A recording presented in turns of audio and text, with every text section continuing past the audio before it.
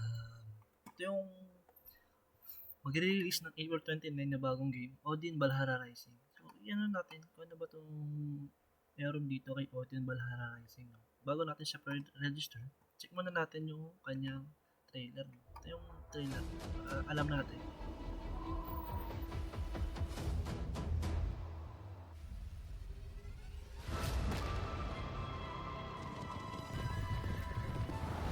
Makikita nyo, para siyang merong mga mouse, tapos nakikita nyo naman. Tapos may mga points dyan.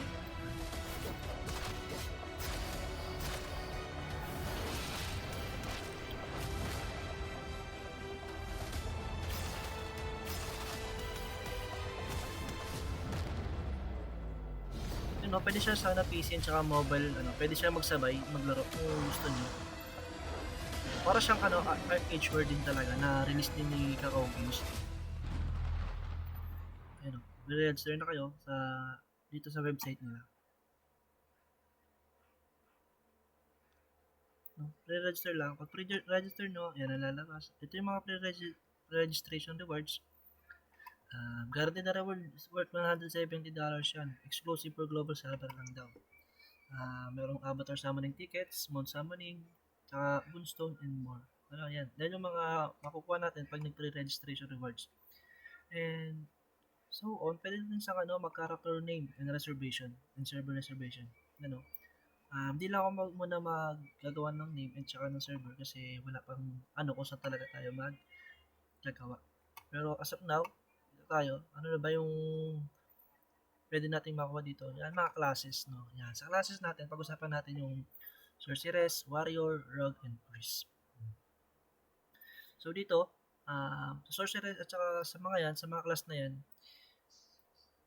kung nalalaro nyo na yung RH or wala pa kayong idea, meron siyang different races, no? Sa different races, marami yun. Hindi ko pa siya, ito yung different races. Ito yung mga races na pwede nating makuha, no? May gods, monsters, humans, giants, dwarfs, elves, and mythical beasts. Yan yung mga pwede mong makuha na mga races doon. So, yan daw, ito yung niya, yung story niya.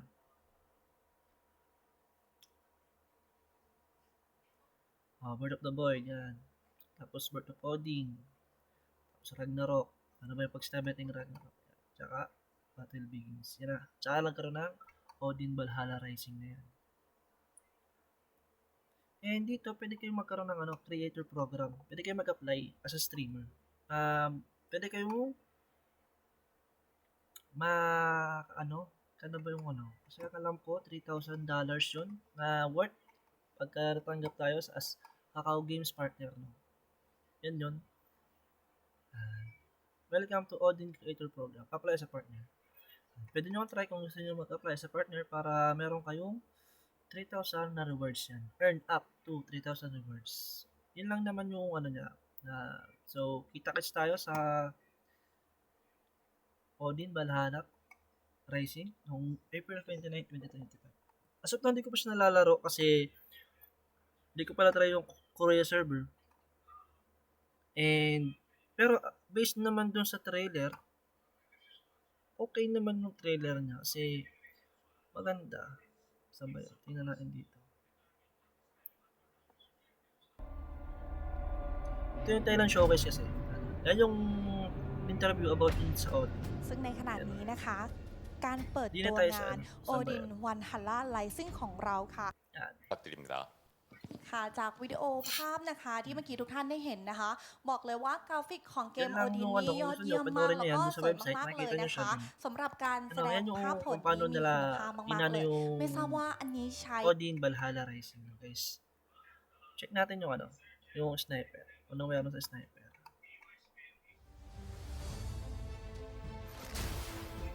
Yan yung sniper.